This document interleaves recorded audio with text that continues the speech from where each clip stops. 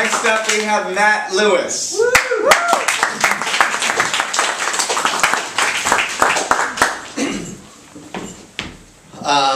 1997. I was 26 years old.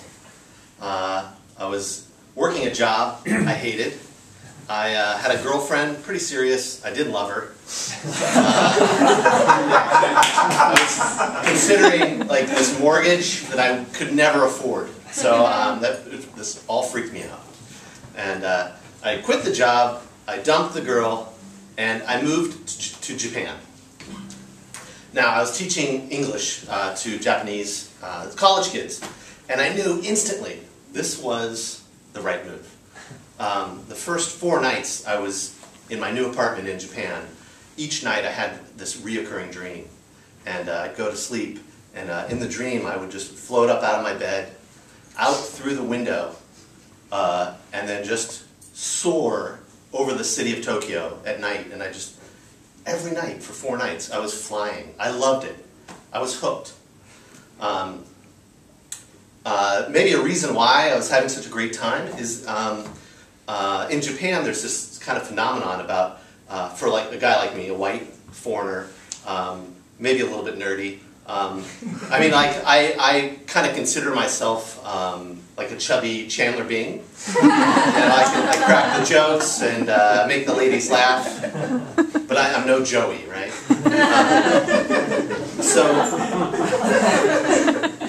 So in Japan, you're not, like, a guy like me is not a foreigner, we're like a superhero. And our superpower is charisma.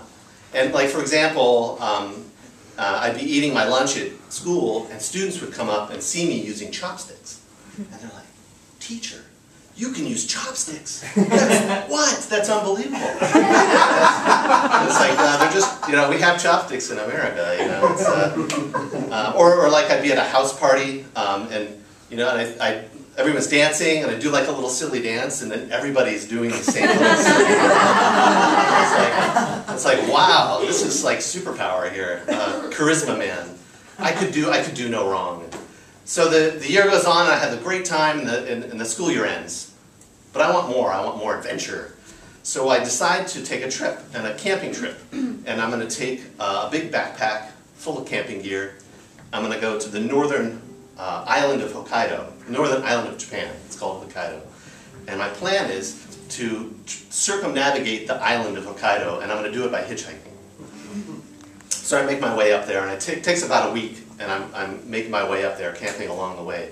And I arrive in Hokkaido, and the morning that I arrive, you know, actually the night before it had rained, like poured rain.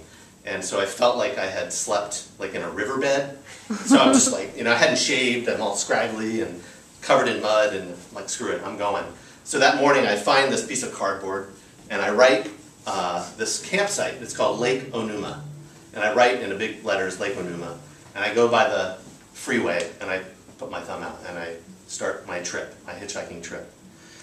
5 minutes, maybe 10 minutes max. A car pulls over.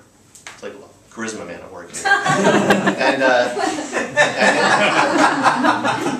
And it's not just any car. This is an American Cadillac Seville, brand new. It's black, it's got tinted windows, and it's just purring. And out pops the driver, and he comes rushing right up to me, and in Japanese, and I say, "Konnichiwa, oname wa Matt desu." You know, my name is Matt. And he's rapid fire Japanese, and it comes out that his name is Daisuke. And you know, I'm looking at him, and in his face has those acne pothole marks. So he kind of looks a little bit haggard. Maybe he's about 10 years older than me, and but he's like really excited to see me. He's like, "Wow, this is great." So grabs my bag, throws it in the trunk, and leads me to the passenger side of the car in the back seat. And I'm like, okay, well maybe he's like the chauffeur of this really nice car, and he's just doing a little side work here. So he opens the door, and there is a beautiful Japanese woman sitting in the back seat. And she's got this little blue skimpy miniskirt on. She's sitting there, and she's looking at me, and she smiles, and her teeth are like playing Twister in her mouth. And so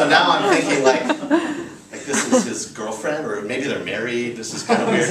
I just ignore the question and I jump in, and in my best Japanese, I say, hello, my name is Matt, and she just she totally giggles like a Japanese woman, and again, charisma man working. So by this time, Daisuke is in the front seat, and he's driving, and he's turned around to look at us, and he introduces us, and her name is Mikiko, so I get to meet Mikiko, and then Daisuke says, Mato-san, biru suki desu? And I say, biru ichiban, which basically was, do you like beer? And I said, beer is number 1. And we drive away. We do not go to the campsite. We go to a microbrewery. And I find that we sit down to a pitcher of beer and some snacks, and we're having a nice conversation. And here's a little sample of how it goes.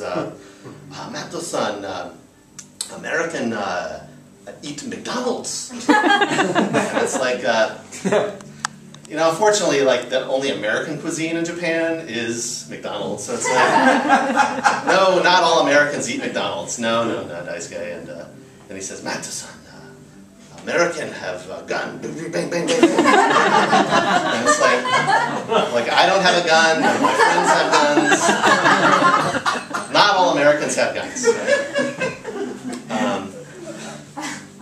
So we're having a good time, and we're drinking another pitcher, and lunch, and a third pitcher, and I'm sitting next to Mikiko, and the whole time she has a full glass of beer, but she never touches it. We never really talk. It's always, Daisuke and I doing all the talking and all the drinking. So we're feeling pretty loose. And this is when Daisuke says, Mato-san, American man. I knew what he meant. I mean, I think you probably can guess. So in Japan, there's like the stereotype that American men have big penises.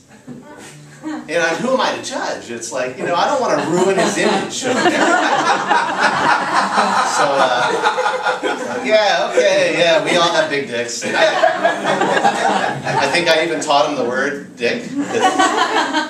So then he learned the word dick. I'd say big dicks. And then, anyway, so we finish our meal and everything, and the bill comes, and before I can even try to pay for it, Daisuke has paid for everything. And we're back in the car, and we're off. And we're at the campsite in the parking lot. Mikiko and I in the back seat, and Daisuke in the front. I'm saying, oh, thank you so much. I had such a great time. Thank you, thank you, thank you. Say my goodbyes, and I'm off. And I go, and I'm at Lake Onuma at this campsite. There's families, and they're setting up tents, and there's frisbee and barbecues, and I'm thinking, wow, that was a great cultural exchange. What a nice. I was a little bit weird with this, but he did buy all the beer, right? So I set my tent up, and I'm thinking, okay, what am I going to do now? And next thing I know, Daisuke and Mikiko are standing in my campsite, and I'm thinking, what? And then before I can really figure out why, it's Mato-san, you come to dinner. It's like, oh, okay, well, it's like 4 o'clock. All right, let's go to dinner. So we get back in the car, and now cut to the Lake Onuma Prince Hotel and Resort. And this is like 5-star, just a posh place. Everybody in the place is suits and cocktail dresses. And remember, I slept in a riverbed the night before. Scraggly beard. But charisma man, not a problem. I'm totally excused for my appearance. And we sit down to this dinner, and it's filet mignons imported from Australia, and it's French Cabernet wine, and just linens and full service. It's fantastic, just perfect. And I imagine the bill to be around $400 easily. I don't even see the bill. It's like, whoa, this is some great treatment. We finish up our meal, and we end up in the hotel bar. And it's now just getting dark outside, and we're the only ones there. And we're sipping Japanese whiskey. And it's like, wow, this is great. What a fun time. So we're sitting there in the bar, and again, our conversation, Mato-san, you, Leonardo. And it's like, well, Titanic had just come out. And actually, I'd heard that before from people, but I'm like, no, I'm no Leonardo, all right.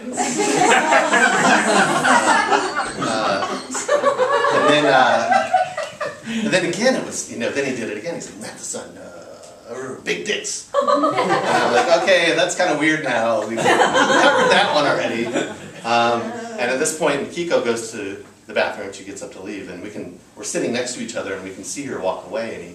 And he points at her, and he's like, big dick. And I'm like, what? And he points at her again, and he does something that made the evening churn a little bit. He took his fingers in a V, and he put it up to his lips, and he went like this. And he pointed at her. And I was like, okay, yeah, I can finally understand what's happening here. I'm pretty drunk, and I mean, that gesture alone is disgusting, but it's like kryptonite to my charisma man power. So I know what he wants. He wants, and so I'm like, I got to get out of here.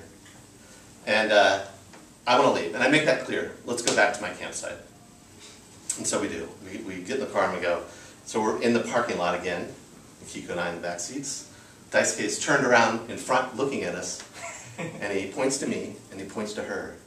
And he puts his fingers together. Points to me, points to her. And he does it a third time. And he's kind of giving me this look like,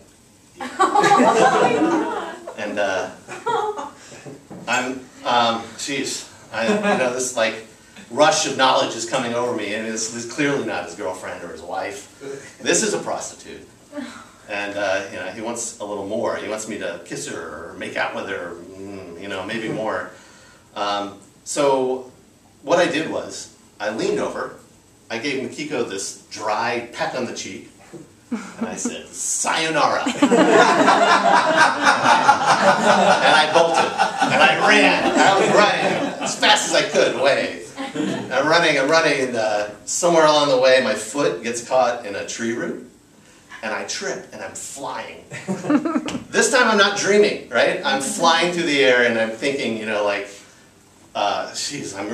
this is like I'm no superhero, right? I'm no superhero. I'm going to hit the ground. I'm like, I just avoided some crazy twister teeth menage a trois. It's like, this is, and then boom, and I hit the ground, and I